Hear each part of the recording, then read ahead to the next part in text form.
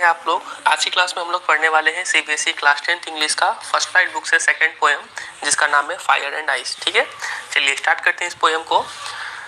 तो लिखा हुआ है, some say the world will end in fire, some say in ice.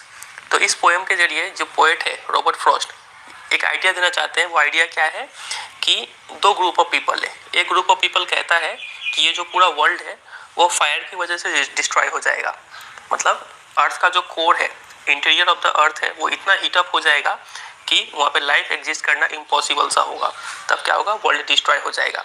तो एक ग्रुप ऑफ पीपल ये अपना व्यू पॉइंट है कि वर्ल्ड ऐसे डिस्ट्रॉय होगा। वहीं दूसरा ग्रुप ऑफ पीपल है वो बोलते हैं कि सम से इन आइस, हो सकता है कि ये वर्ल्ड का टेम्परेचर इतना डाउन हो जाए, इतना ठंडा हो जाए कि वहाँ पे भी कोई लाइफ फॉर्म एग्जिस्ट ना कर पाए। तो उस रीजन से भी क्या होगा, वर्ल्ड डिस्ट्रॉय हो जाएगा। ठीक है, तो वर्ल्ड को डिस्ट्रॉय होने का दो तरीका है, क्या तो बाय फायर या फिर बाय आइस। ठीक है यहाँ तक। चलिए अब आगे देखते हैं। From what I have tested of desire I hold with those who favour fire.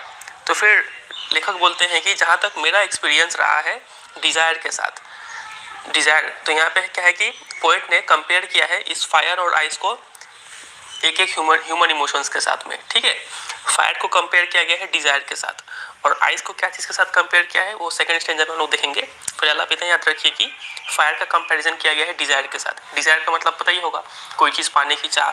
ठीक है, तो लेखक बोलते हैं कि from what I have tested of desire, मतलब जहाँ तक मेरा एक्सपीरियंस रहा है डिजायर के साथ, तो I hold with those who favour fire, तो हम उसके साथ खड़े होंगे जो फायर को फेवर करते हैं।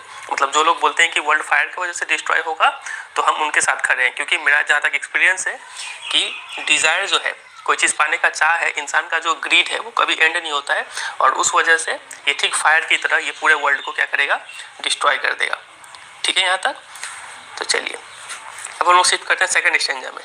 तो सेकंड स्टेंजा में देखिए क्या लिखा हुआ है, but if it had to perish twice, अगर इस वर्ल्ड को परिश, परिश का मतलब नीचे लिखा गया है डाई, अगर इस वर्ल्ड को डिस्ट्रॉय होने का दोबारा मौका दिया जाए, ऑप्शन दिया जाए अर्थ को कि अगर तुम एक चांस और दिया जाए डिस्ट्रॉय होने का इस वर्ल्ड को, तो वो क्या होगा। यहाँ पे जो ईट है ना, ईट, इफ ईट हैड, तो ईट जो है, ईट का मतलब है यहाँ पे वर्ल्ड। ठीक है, तो अगर दोबारा मौका मिले इस वर्ल्ड को डिस्ट्रॉय होने का, I think I know enough of hate to say that for destruction ice is also great and would suffice. तो लेखक बोलते हैं कि अगर दोबारा मौका दिया जाए, तो जहाँ तक मेरा एक्सपीरियंस बोलता है कि हेट भी, ठीक है, मुझे हेट भी, मैं हेट को भी अच्छे से जानता हूँ। हेट्रेड मतलब नफरत जो है, ये भी इक्वली कैपेबल है ठीक आइस की तरह, और ये भी ग्रेट है, और ये भी सफाई, सफाई का मतलब होता है सफिशिएंट, ये भी इक्वली सफिशिएंट होगा वर्ल्ड को डिस्ट्रॉय करने में। ठीक है, तो यहाँ पे जो आइस है, आइस का कंपेरिजन किसके साथ किया गया है, हेट्रेड के साथ में। फायर का डिजायर के साथ, आइस का हेट्रेड के साथ। हेट्रेड हो सकता है towards any religion, caste, creed, colour, किसी के खिलाफ भी हेट्रेड हो सकता है। तो कोई भी हेट्रेड हो वो हमें क्या कर सकता है, डिस्ट्रॉय करने में इक्वली कैपेबल है। ठीक है, तो बस यही था ये पोएम। तो इस पोएम के जरिए पोएट आइडिया एक्सप्रेस करना चाहते हैं कि डिजायर और हेट ये दोनों ही वर्ल्ड का सर्वनाश का काल मतलब रीजन है। ठीक है, इस वजह से ही वर्ल्ड डिस्ट्रॉय होगा। तो बस इतना ही था ये पोएम। उम्मीद करते हैं आपको समझ में आया होगा। चलिए अब हम लोग देखेंगे राइमिंग स्कीम क्या है इस पोएम का। तो राइमिंग स्कीम आपको पता है हम लोग कैसे करते हैं।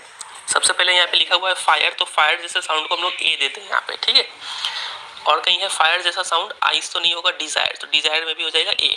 फिर से फायर, तो फिर से ए। Twice, hate, ice, great, suffice. अब फायर जैसा वर्ड नहीं है। ठीक है, चलिए अब आइस आया नया साउंड, तो इसके लिए हम लोग देते हैं बी। तो आइस जैसा कहाँ पे है, ट्वाइस, यहाँ पे भी हो गया बी। फिर आइस, यहाँ पे भी बी, और ग्रेट और सफाइस यहाँ पे भी बी। ठीक है, और ये बचा हेट, तो हेट के लिए अगर हम सी दे तो यहाँ पे ग्रेट, ग्रेट के लिए भी सी। तो राइमिंग स्कीम हो गया ए बी ए, फिर हो गया आपका ए बी सी, और फिर बी सी बी।